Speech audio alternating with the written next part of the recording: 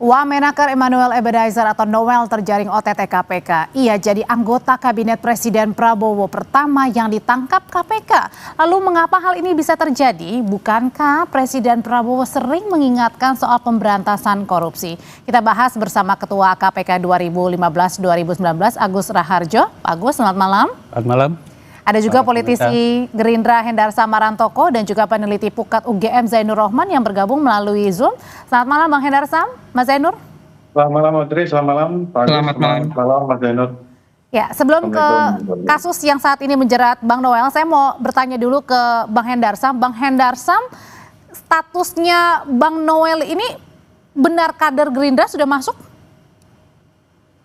Saya juga kurang paham ya kalau dibilang kader atau tidak. Karena sepengetahuan saya kenal Noel ini sudah cukup lama, ya kan.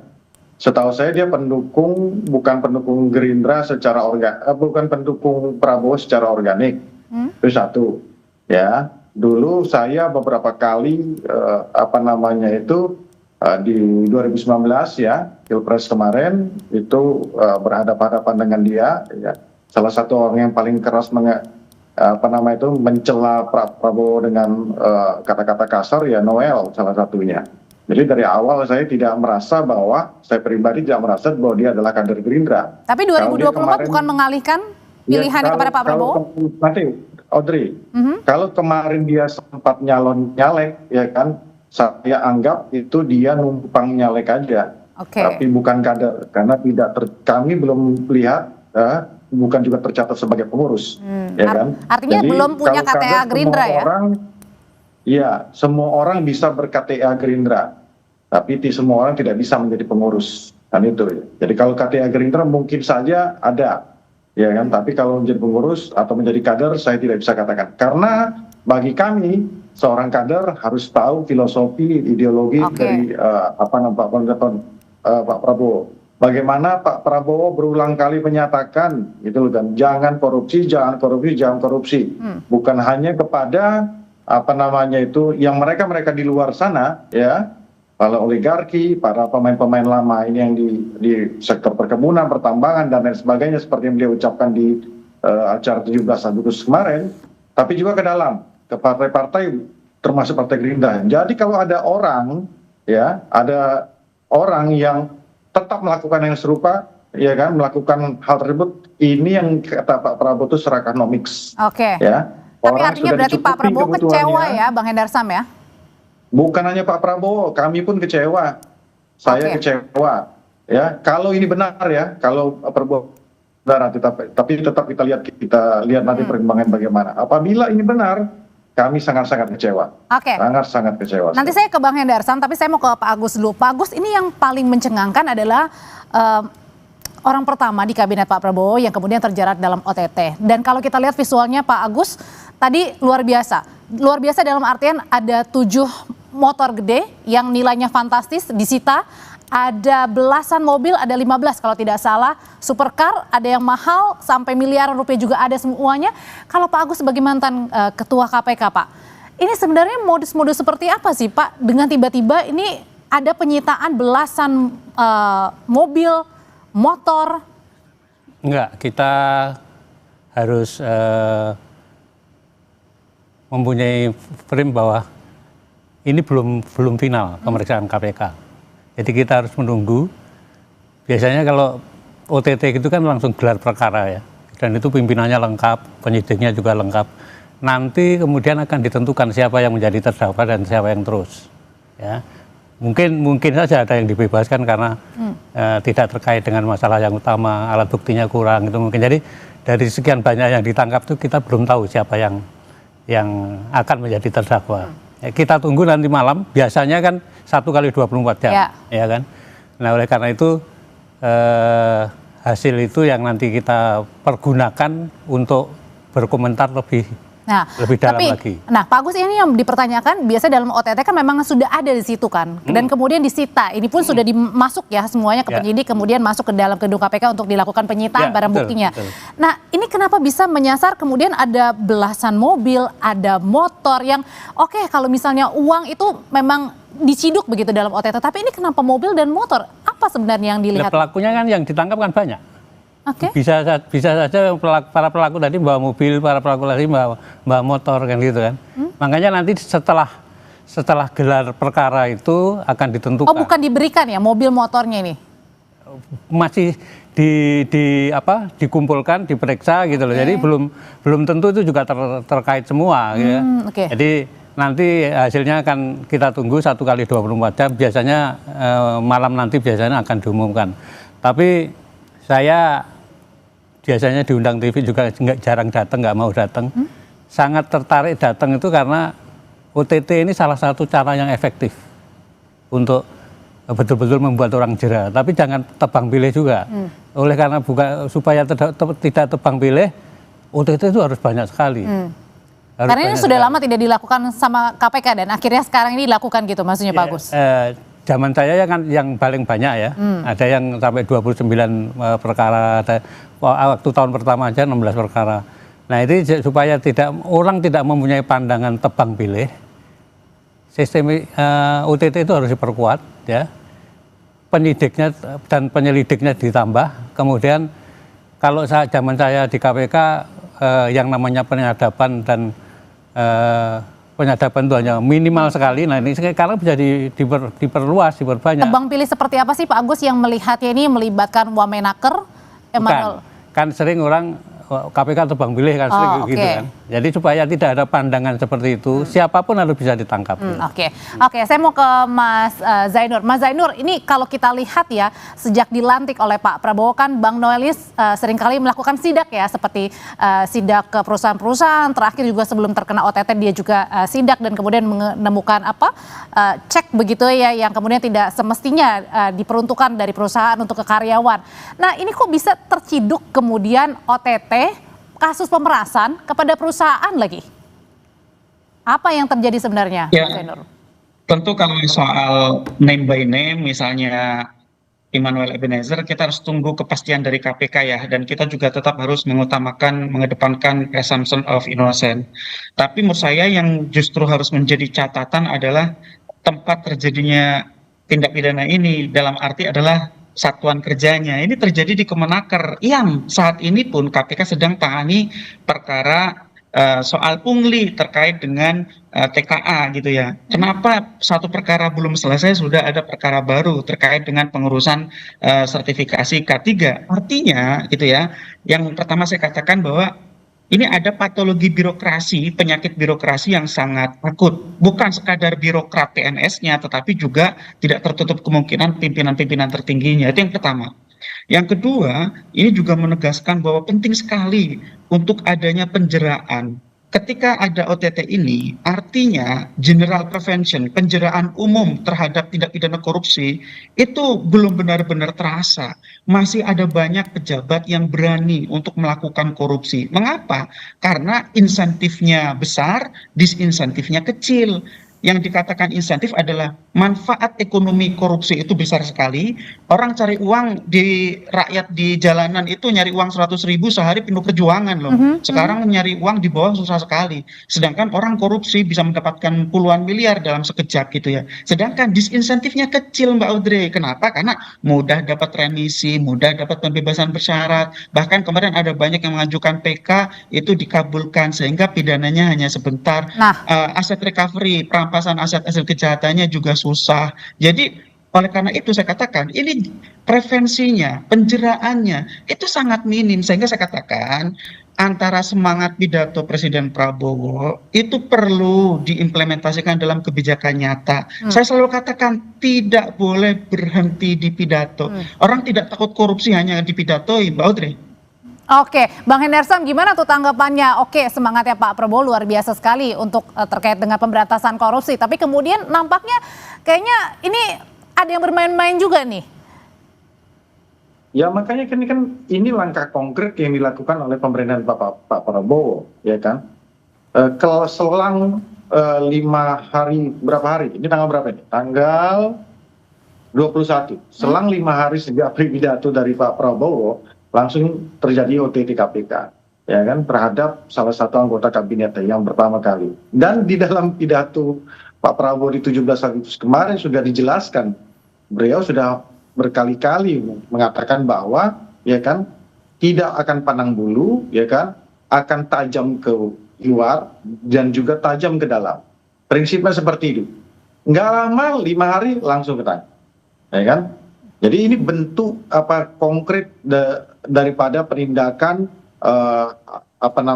penegakan hukum yang dilakukan, dan juga mungkin akan menjadi koreksi tentunya bagi kementerian terkait untuk berbenah.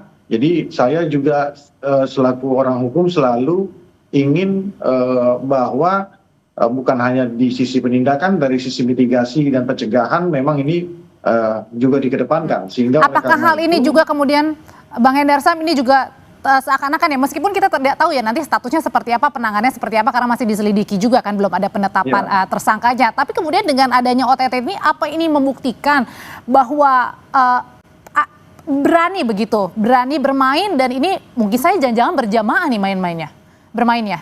Ya bisa aja seperti itu.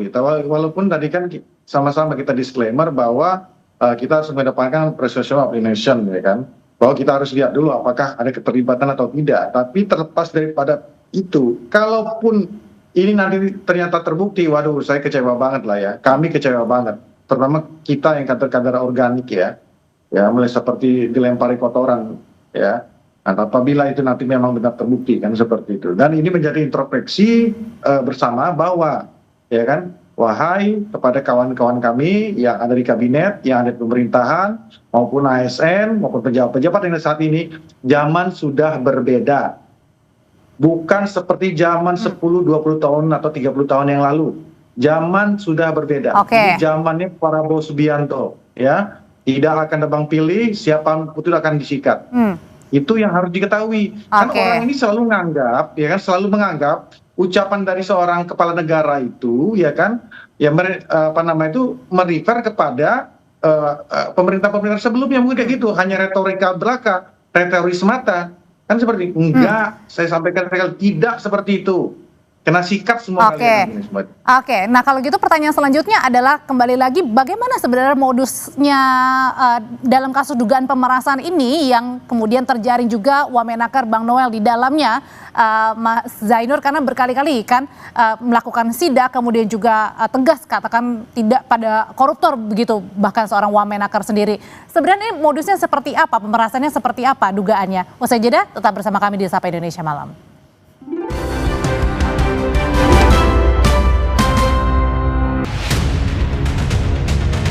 Perilaku korupsi ada di setiap eselon birokrasi kita. Ada di setiap institusi dan organisasi pemerintahan. Perilaku korup ada di BUMN kita. Ada di BUMD kita. Saya semakin mengetahui berapa besar tantangan kita.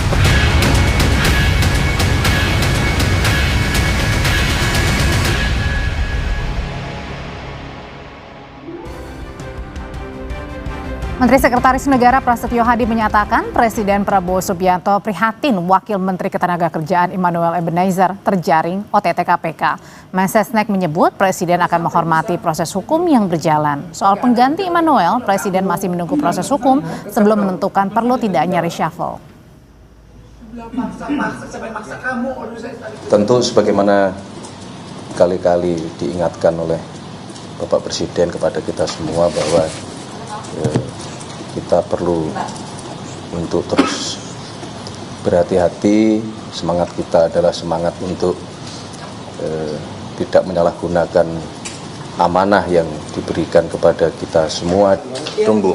Belum, kan kita tunggu dulu tadi 1 kali 24 jam nanti hasil dari teman-teman di KPK seperti apa. Nah, sekali lagi kalau memang kemudian terbukti, ya kita akan segera mungkin melakukan proses terhadap yang bersangkutan. Jadi kalau biasanya Pak Agus di dalam internal KPK sebelum melakukan OTT sebenarnya prosedurnya apakah harus perlu minta izin dulu atau Presiden sudah tahu atau langsung OTT aja biasanya Pak Agus? Biasanya didahului dengan penyelidikan, termasuk di dalamnya ada penyadapan, termasuk di dalamnya ada penyadapan telepon dan yang lain-lain.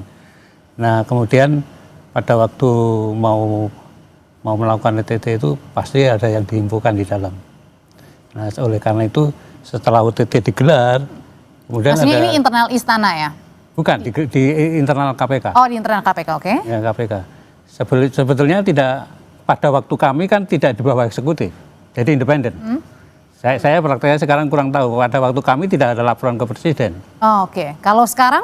Saya tidak tahu karena sekarang kan di bawah eksekutif ya. Nah, tapi yang baik sebetulnya pelaporannya ya setelah gelar nanti gitu loh. Ketahuan yang akan menjadi tersangka siapa. Agar tidak ada intervensi, ya, maksudnya seperti ya, itu Pak Agus ya. Jadi saya berharap independensinya tetap terjaga. Tapi saya setuju dengan yang Mas dari Zainur. PM tadi. Oke, Mas Zainur. Mas Zainur, kita itu kenapa masih banyak yang melakukan korupsi karena disinsentifnya terlalu kecil. Maksudnya? Jadi insentifnya kan besar sekali. Sebenarnya kalau sudah dinyatakan nanti biasanya hukumannya juga tidak terlalu berat. Kemudian masih ada remisi dan segala macam gitu kan. Jadi buat orang berani, semakin berani jadi membuat malah. orang berani. Oleh karena itu peraturan ditingkatkan itu saya sangat setuju sekali. Dalam zaman saya sebetulnya undang-undang tipikor yang baru itu sudah kami usulkan. Karena di seluruh dunia yang prestasinya bagus, bukan hanya pegawai negeri, bukan hanya BUMN, BUMD, tapi termasuk swasta itu menjadi target juga. Jadi antara swasta dan swasta apa enggak ada korupsi? Bisa dibidik gitu ya, kan? bagus ya. Nah, jadi swasta itu harus juga termasuk. Kemudian di samping itu unexplained wealth. Jadi kekayaan yang tidak dijelaskan dari mana itu juga termasuk. Oke. Kemudian trading influence, perdagangan pengaruh itu juga masuk. Dan kemudian menyuap orang asing pegawai. Ditambahkan ya seharusnya ya. Jadi untuk bisa didalami. tambahkan kemudian perampasan aset di dalamnya yang termasuk penting sekali. Oke, tapi kalau misalnya Pak Agus Itu nanti dibarengi dengan teman-teman yang lain harus diperbaiki juga. Oke. Jadi penanganannya di penjara harus berbeda dengan yang biasa yang sekarang berlaku. Nah, gitu loh. kita balik lagi ke dalam kasus OTT-nya Wamenaker nih, Pak Agus. Nah, biasanya pada saat OTT sendiri, ini kan tadi diketahui nggak sih sama antar pimpinan bahkan pada saat mau OTT gitu? Ada pimpinan yang tahu. Oh, ada juga yang tidak tahu? Ya. Tidak semuanya kelima-limanya zaman saya tahu, tapi pada waktu gelar perkara kan nanti bisa dilaporkan. Kalau ketua KPK? Tidak selalu ketua yang tahu. Oh, tidak apa? Itu dan memang diperbolehkan, diizinkan seperti itu? Zaman saya begitu. Kalau yang sekarang? Tidak tahu saya. Oke, saya balik lagi kalau gitu ke kasusnya Mas Zainur. Tadi seperti Pak Agus mengatakan bahwa sepertinya tidak ada yang jera begitu ya. Dalam artian adalah oke, kalau misalnya terkena ya paling berapa tahun kemudian dikurangi nanti remisi kemudian balik lagi begitu menjadi warga negara. Nah pertanyaannya adalah dengan ini kan kasusnya di Kemenaker ya. Kemudian ada ruangan K3 yang juga disegel. Nih jangan-jangan ini sampai berani nih di dalam ruangan atau seperti apa sehingga membuat banyak sekali yang terlibat, belasan jumlahnya yang terjaring. Ya, yang pertama saya juga ingin menanggapi ya soal apakah ini kredit perlu diberikan kepada Presiden atas OTT ini.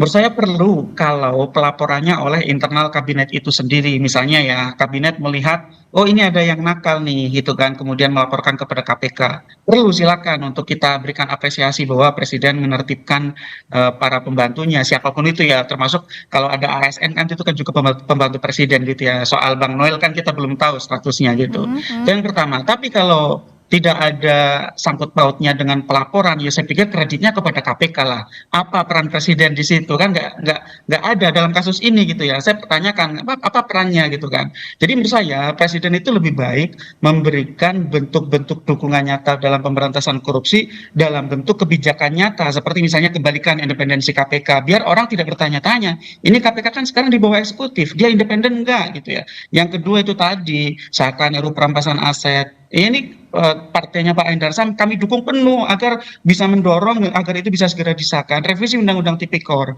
itu sangat penting. Seakan RUU pembatasan transaksi uang kartal agar suap tidak mudah dilakukan. Nah yang kedua saya ingin tanggapi Mbak Audrey adalah modus-modus kasus korupsi di kementerian, di lembaga, di daerah ya, itu kan tidak jauh-jauh dari jual beli pengadaan barang dan jasa, pengisian jabatan, yang ketiga itu terkait dengan perizinan atau kuota atau persetujuan. Nah yang ini K3 ini sepertinya itu yang ketiga ini gitu ya, terkait dengan pemberian sertifikasi, terkait dengan aspek pengawasan dan seterusnya. Dan yang tadi ditanyakan bahwa kok bisa banyak gitu ya, ya namanya korupsi, organized crime, tidak ada korupsi yang dilakukan sendiri, pasti terorganisir. Kalau berkaca kasus backing judol ya di Kominfo yang sekarang menjadi Komdiji, itu kan dilakukan berjamaah gitu ya. Itu kan agar makan tanaman ya. Jadi di kasus di Komdiji itu begitu terencana, rapi begitu ya, bagaimana orang-orang yang mengawasi kemudian menerima suap dari bandar-bandar judol sehingga ada banyak yang lolos masih tetap bisa beroperasi. Nah yang kita perlu tunggu dari kasus di Kemenaker ini ketika ternyata yang terjaring banyak orang, artinya ini memang direncanakan sedemikian rupa, atau yang kedua sudah berlangsung sedemikian lama gitu ya. Kenapa? Karena kalau tadi saya sinyalir Mbak Audrey, di Kemenaker sedang ada kasus yang jalan, yaitu kasus pemerasan TKA. Lagi penyidikan di KPK saat ini, tiba-tiba ada kasus baru. Berarti kan beberapa minggu lalu kan, beberapa bulan lalu waktu itu juga pernah ada penggeledahan kan ya? Betul, kasusnya kan belum selesai, Mbak Audrey. Sampai sekarang masih di tahap penyidikan. Kok ada kasus baru? Artinya ini ada kerusakan sistemik di lembaga namanya Kemenaker, sehingga ya penindakan ini harus diikuti dengan review sistem menggunakan metode corruption risk assessment (CRA), kemudian nanti diberikan rekomendasikan perbaikan agar ke depan tidak terulang lagi. Ini kan terulang ya, ini terulang nih. Sehingga kita lelah sebenarnya kalau ada kasus-kasus. Nah lelah katanya Bang Hendarsam. Oke, kalau kita singkat aja Bang Hendarsam, lelah katanya. Kemudian juga kemarin Pak Prabowo juga mengingatkan kan korupsi bisa terjadi di mana saja, dan ini terbukti dugaannya adalah berjamaah. Apa yang kemudian dilakukan ke depan nih untuk perbaikan agar tidak ada lagi menteri-menteri atau wakil-wakil yang kemudian terjerat korupsi? Ya, saya tanggapin dulu ya apa kata Mas Zainur, agak kontradiktif tadi kan. Satu kan, kami tidak meminta itu poin ada diberikan kepada Pak Prabowo, tidak. Tapi kan Mas Zainur sudah menyatakan juga sendiri bahwa pada KPK ini di bawah eksekutif, kan seperti itu. Jadi dia di bawah kendali presiden. Nah kalau dia tidak di bawah kendali presiden atau dia independen bergerak sendiri, nah itu boleh kredit diberikan langsung pada KPK. Nah ini secara struktur dulu, jadi agak kontradiktif. Kenapa kita bisa katakan itu? Ya kan, presiden bisa intervensi, ya kan, untuk menjalankan atau tidak menjalankan. Apa yang beliau katakan itu merupakan bentuk sinyal dorongan kepada para penegak hukum untuk melakukan penegak hukum bukan hanya keluar tapi juga ke dalam, dan itu terbukti sekarang. Itu maksud saya konkret. Yang kedua, ya kan, saya selalu bilang bahwa langkah konkret yang sudah dilakukan seperti pencegahan, ini kan ada paradoks ya, kita bilang di BUMN contohnya, ya kan, BUMN dengan kapal yang begitu besar, ratusan bahkan mungkin 1.000 lebih perusahaan puluhan menguntungkan 82 triliun per tahun. Bayangkan dengan cukai rokok itu 286 triliun, ya kan? Artinya ada paradoks di situ gitu loh.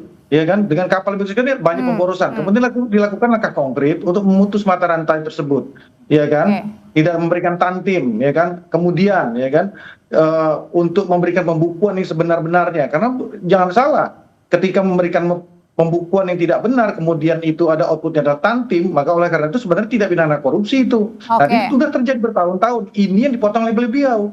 Termasuk juga dengan pemberian remisi yang kemudian harus dikaji juga ya, Bang? Gimana, Adri? Pemberian remisi ini juga menjadi catatan juga dari Pak Agus tadi ya, singkat aja. Ya tentu. Pemberian remisi kan seperti ini kan ini kan warisan pemerintahan lama yang harus kita Baik. perbaiki.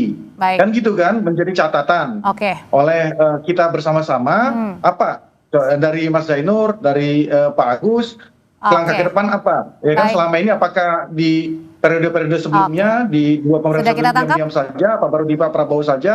Nah kita lihat, ya kan? Bang Hendarsam, Sehingga oleh sudah karena kita tangkap. itu ini bisa